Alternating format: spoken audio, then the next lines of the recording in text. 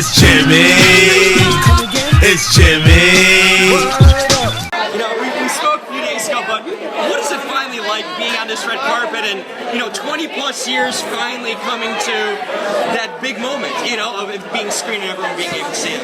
It's pretty surreal. I mean, what's interesting is, for me looking around right now, it's been so long since we shot the movie. It's been, 3 years. That it's sort of like a great family reunion that you don't get to participate in too much. So I'm really excited to be here. I love my actors. I love my crew. And I love all the faces that I haven't been able to see lately. And the real people. I spent the day a little while today with the Reverend and Mike Burden, and it was fantastic. It was beautiful. Now that this is kind of the culmination of a long journey for you, a lot of years of putting. How do you take a break now? What's the next step of the evolution post-Burden now? Where do you move on to? Obviously, we're not getting sequels, but any other projects you already are thinking of? And how do you move on after all these years on one thing? So I've got a couple of projects going on right now. I'm working on a movie that I wrote that Peter Berg is producing, the producer of Friday Night Lights, and he's a monster. He's awesome, and we're working on that.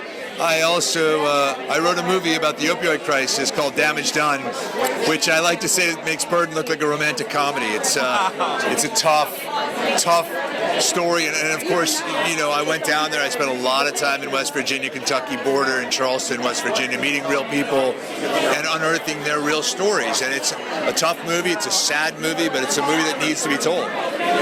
In a lot of ways, through talking to you, I'm learning that you're very much a documentary filmmaker in a sense. Like, that's a sort of, because you like going on locations, you like being in front of the people, and not just in a sense reading clippings and all that.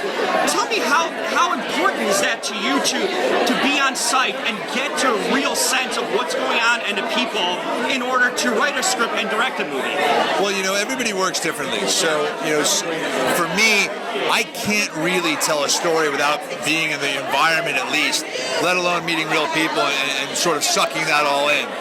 Even the movie with Pete Berg, which is fictional, I wrote a fictional movie, I still steep myself in the environment and the story and the place that it's in, and that's the way I work. I'm an investigative reporter telling stories and narratives, and so that's how I work, and I know of no other way. It's interesting you mentioned kind of investigative reporter. There is an aspect of that you can bring to being a filmmaker, a reporter / filmmaker, to understand a real story in a sense.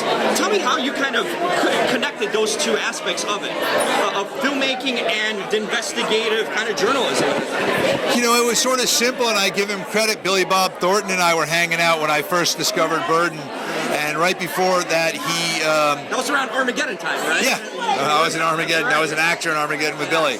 And he would always say, like, you got to get out of your Hollywood office, get out of Burbank, go out into the, stop imagining stuff. That's why movies suck. Go out and find it. And maybe I took it to heart.